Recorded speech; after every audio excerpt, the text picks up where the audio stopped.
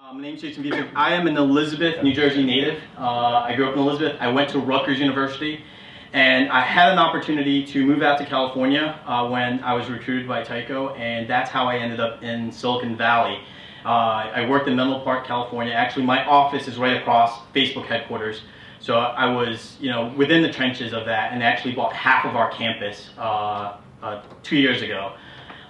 With that, I lived in Palo Alto, and as Carlos was mentioning, it was such an amazing experience just being surrounded by young entrepreneurs, old entrepreneurs who've done the daily grind, and that just inspires you to kind of build something and do something. I am here with my co-founder. He is based out in San Francisco. He's here today. He flew out, so he does have some Jersey roots. He has family in New Jersey. And he is currently living in San Francisco. I am currently operating in New Jersey. On this here, you say we are a New Jersey-based startup. We do operate as well in San Francisco. One of the key things that Carlos had mentioned, when talking to VCs and talking to angel investors, the amount of money that's available to technology companies that are just starting up is tremendous in Silicon Valley. When it comes to New Jersey or New York City, it's very hard. Completely different. You could go knocking down on VC doors and you'll get a chance to meet with a VC, spend 5-10 minutes with them about your idea without an actual product. Here, I'm already asked about monetization before we get into the crux of the product and what we're working on. With that said, I want to kind of briefly go over what Phroogal is, and then we'll go into the crowdfunding aspect and how we got into crowdfunding. So Phroogal is access and answers to financial information. We are creating the largest portal of all things money. Think Google, Quora, and Yelp on personal finance. We saw a problem. The problem is that financial literacy rates are low in this country. We read about it, we see it on the news. But the biggest problem that we notice, it's not just financial literacy rates, it's actually financial access. It's the accessibility. How do individuals find financial information online? How do they discover these great tools and apps that currently exist? I was traveling around the country and I did money motivation seminars all over the US. And there's one question. I would talk about budgeting. How can you start a budget? And people will go and I would go and I say, how many of you have heard of mint.com? In a group of 100 people in middle America, maybe a handful, 100 people, a handful of people knew about mint.com. And I was using that as an example to talk about LearnVest. How many of you know about LearnVest? And LearnVest is actually a much better platform than mint.com. It elevates the experience in terms of budgeting and talking with a financial planner. And that's where we realized that there was a product need, there was a bridge. And that's where Phroogal was going to step in. We were going to connect users, we are going to connect users to these products and tools. We discovered that 6 in 10 people Google search their financial questions. They're not going to financial advisors, they're not going to banks, they're not speaking to their peers. What's happening is they're spending a lot of time, and what's going on is that they're sifting through countless amounts of links, countless amounts of ads, and there's no perfect platform. And that's where we started building Phroogal with the search technology, with the Q&A website, and the ability to discover these resources and tools. When we started back in early in January, really kicked it up a notch in April. We started a massive online campaign. With a zero marketing budget, we were able to sign up 3,000 beta signers to the product without an actual product to look at. And then we started thinking about, well, how can we fund this? We've been bootstrapping this process. I've been working on the UX design, I've been working on a couple of some programming, but I'm not a programmer, so I started looking at outsourcing this process. And with that said, when Max came on board, we started thinking about crowdfunding. So going into crowdfunding, we actually took 2 months to research the best platform, to create a plan in order to make sure that we were going to be successful. And so it is important to know that when we went through the process, it wasn't simply, okay, we're going to do crowdfunding and we're going to launch it tomorrow. I actually speak with a lot of startups that have asked me, oh, you've been successful in crowdfunding, we just launched ours. And after further examination and questioning, they've never even done the research. So we started with, the reason, why were we gonna go through the crowdfunding route? First, we needed the capital. We wanted to be able to afford to pay the cost of development, bringing in a UX, UI rockstar developer into the fold, and be able to pay them a combination of cash and equity within Phroogal. We wanted a way to validate our idea. It was a good platform to promote Phroogal as well as validate to see, will people put their money to this product? And mind you, Phroogal would be a free consumer facing product. And what happened within a 30-day time period, we goaled ourselves to raise $75,000 in 30 days. This was back in September 10th, this year. And in 30 days, we were able to raise $78,501. I got that right, yeah. With 541 funders. So on average, a little under $200, $180 on average funding level. Now the approach, as I mentioned, was really important. It was very crucial, the two-month time period. We were deciding whether or not to use Kickstarter or Indiegogo. And after really looking at Kickstarter, we didn't qualify. Kickstarter is really biased. And so they can, during the middle of our campaign, they could automatically say, we're stopping you. You've raised $50,000, but we're going to stop this campaign and you can't collect.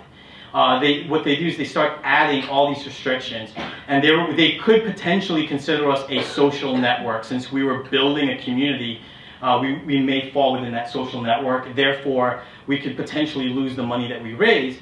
And that's when we started looking at the next best thing, which was Indiegogo. And we knew that Indiegogo had a smaller community, and they operate quite differently from Kickstarter. They kind of focus on what's called this Indiegogo, this go-go factor, this algorithm that decides whether or not they're going to promote you on their social channels. They're going to promote you through email. They're going to promote you through the front page of their website. What we found that Indiegogo would be the best alternative, so we went through that route, and we chose we'll collect any money that we raise within this time period. And it's good to know kind of the fee structure. So there's definitely a benefit for us to reach that $75,000, because they would only charge us 5% of the money that we raised versus 9% if we came in at $74,999. So something to really be mindful of, as well as the fees associated with PayPal and some of these other additional extra fees. The importance and what led to the success of our campaign, again, was that planning stage.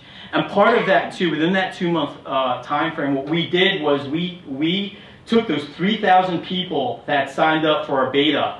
We took our friends list. Max has over 2,500 Facebook friends. I have close to 900 Facebook friends.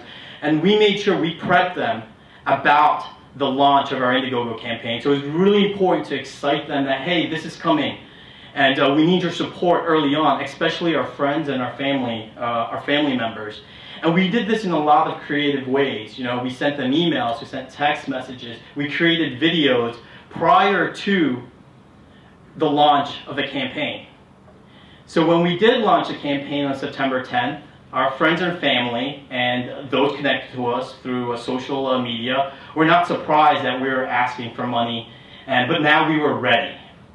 And because of that, in the first day of our campaign, we were able to raise $6,000 within the first 24 hours. On the second 24 hours, we were able to raise $11,000. And so we got excited. We said, wow, you know what, if we kept raising 6,000 every single day, we'd more than double our goal. But that's not the case. What happens is that if you read the facts, and Kickstarter does a great job in terms of sharing with you analytics of successful campaigns and not so successful campaigns. So there is that curve where all of a sudden there's a huge influx of money that's being donated to your cause in the first few days. And again, those are your friends and your family.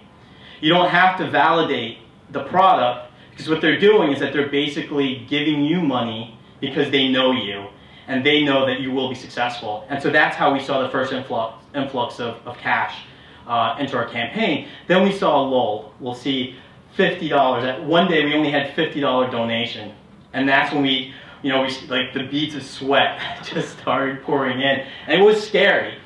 Within those 30-day period, Max and I must have slept like 10 hours between. It was really grueling because we wanted to make sure this was successful. It was the first time that we were putting ourselves out there and saying we are going to attain this goal, but we really weren't sure if it was gonna be possible. So it was extremely scary. And what's important in that story is I want you to understand that when you do start this Indiegogo campaign or Kickstarter campaign or any type of crowdfunding campaign, you have to live it, you have to understand it, and basically for that period of time, that is the #1 focus. It's not one of those set it and forget it. And I've seen that a lot. You set it and you think people come in droves. That's not the case. Every single day we had a post on Facebook, on our Phroogal Facebook page, on our Twitter page, on every single social media aspect. We became creative during 12 days prior to the end of the campaign. We did 12 days of Indiegogo, where we did images, just to kind of, more creative ways of engaging our audience, and for them to start spreading the news outside of our social network. Yeah. Any ask questions, or? It's format. It's. Yeah, well, you know what? Go finish, and you absolutely can ask questions. Yeah, so I'm gonna wrap up on this piece, but it is important that when you do set the time, like really do your research on what when after being successful. For instance, Kickstarter is very biased, so they'll go ahead and they'll say we like your product, and there's a lot of people investing money in that product, so we're gonna promote it and we're gonna make everyone know about this product, so more money pours in. Then all of a sudden, another great product doesn't get the attention that it deserves because now Kickstarter has deemed one product superior over another. And that's another thing to be mindful of. Indiegogo does that go-go factor and says, okay, you know what, there's all these algorithms. We're going to take into account how many times people take a look at your page. How many times are you sharing on Twitter or on Facebook? What's the volume of donations into that campaign? And they call this go-go factor. And what we found is that we got no help from Indiegogo whatsoever. So here we were, raising. We had over $50,000, and we had 7 days left on our campaign, and we still had no mention from Indiegogo whatsoever. And here we were looking at the homepage, seeing a campaign that had raised $600 of $40,000 that was centered on the front page. And every single time we contacted them, there was just no response. So keep that in mind when you're dealing with these crowdfunding platforms in terms of how much are they able to help you in promoting your product. Because again, too, getting that community that loves Indiegogo or loves Kickstarter is extremely important. And finally, we were able, within the last few days of our campaign, we were successful. Max and Max particularly spent a countless amount of time on the phone. Yes, it's done online, but it involves phone calls, text messages, the traditional route. Reaching out to people and reminding them that this campaign is going on, getting them as excited. And so within the last 2 days, we were able to exceed our goal, and as I mentioned, be able to raise $78,501. Now, after that campaign, guess what happened to all the stragglers? I meant to donate. I totally forgot. And nonetheless, we still got what happened is that we got venture capitals reaching out to us. And because of that campaign, we solved one of the problem, which was get out to the venture capitals, get out to the angels, let's talk about the product. And we got Comcast Ventures, as well as City Ventures in Palo Alto reached out to us because they wanted to learn more about our product. So it definitely did work. We were able to raise our funds, we were able to validate our product, as well as get into the radar of these VCs.